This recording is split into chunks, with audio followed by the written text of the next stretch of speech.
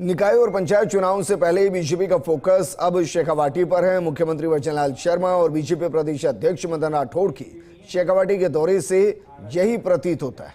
इसी क्रम में यमुना जल समझौता और राजेंद्र राठौड़ के जन्मदिन का कार्यक्रम भी बेहद खास रहा। झुंझुनू उपचुनाव जीत के बाद बीजेपी अब यहां पीछे मुड़कर देखना नहीं चाहती। ये रिपोर्ट देखिए।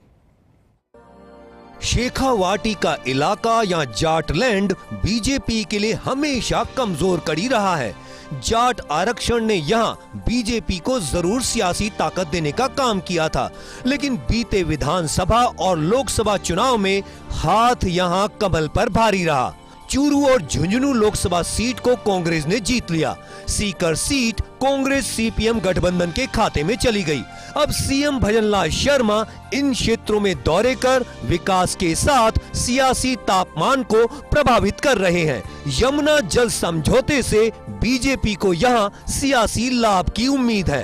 राठौड़ साहब का तो कोई मुकाबला नहीं है, लेकिन आपके विधायक जी भी बहुत होशियार हैं।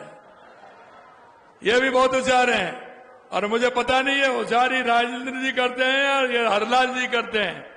चुपचाप कहते हैं कि साहब मैं मिलने आ रहा हूं मुख्यमंत्री जी, काम कोई नहीं है, मैं बस मिलने आ रहा हूं। मिलने आते हैं, 4 कागज साथ मिलाते हैं, धीरे से सरका देते हैं, ये भी कर दीजिए, ये भी कर दीजिए।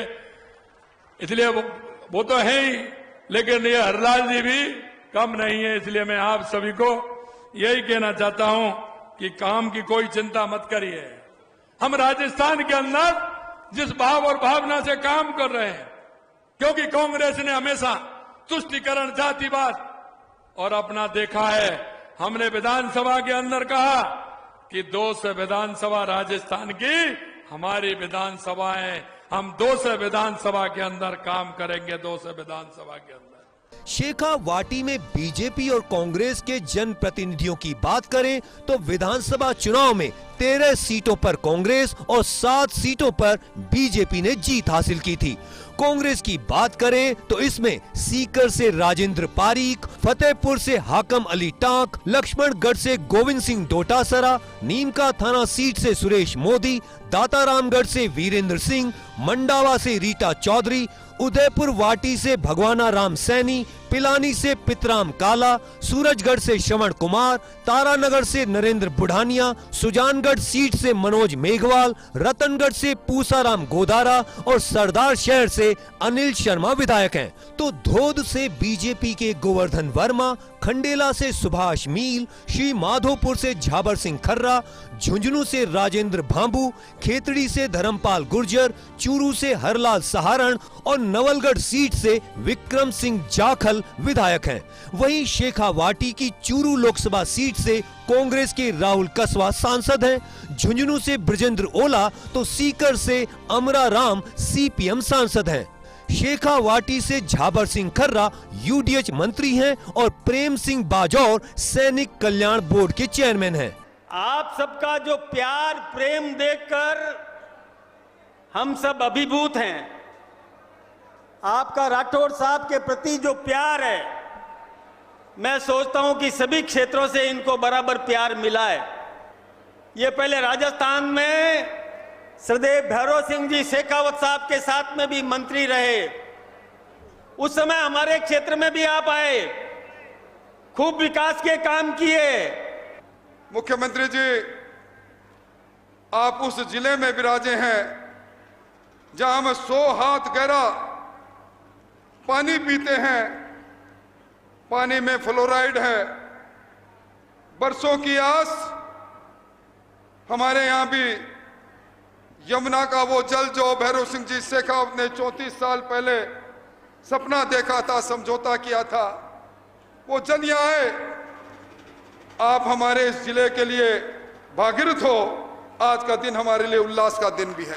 बीजेपी के लिए बीते चुनाव में सबसे ज्यादा नुकसानदेह रहा पूर्व नेता प्रतिपक्ष राजेंद्र राठौड़ का तारानगर से चुनाव हारना।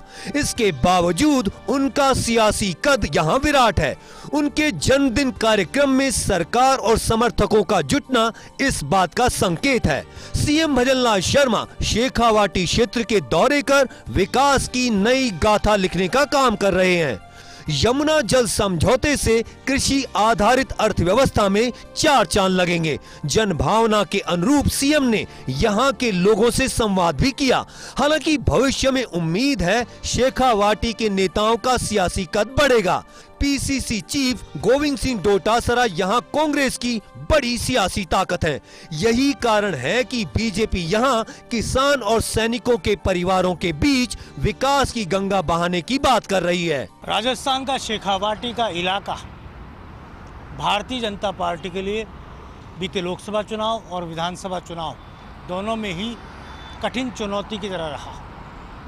लोकसभा चुनाव में तो कहा जा सकता है कि बीजेपी को भारी नुकसान उठाना पड़ा। अलबत्ता विधानसभा उपचुनाव में झुंझुनू की सीट जीतकर भारतीय जनता पार्टी ने यहाँ पर कमल खिलाने का काम किया। लेकिन भविष्य में निकाय और पंचायत चुनाव के मद्देनज़र फिर से पुरानी जो ज़मीन है उसको उर्वर बनाने की कोशिश बीजेपी यहाँ करने में जुटी है। और कहा जा सकता है कि यही कारण है कि वहाँ पर राजनीतिक तौर पर गर्माहट है।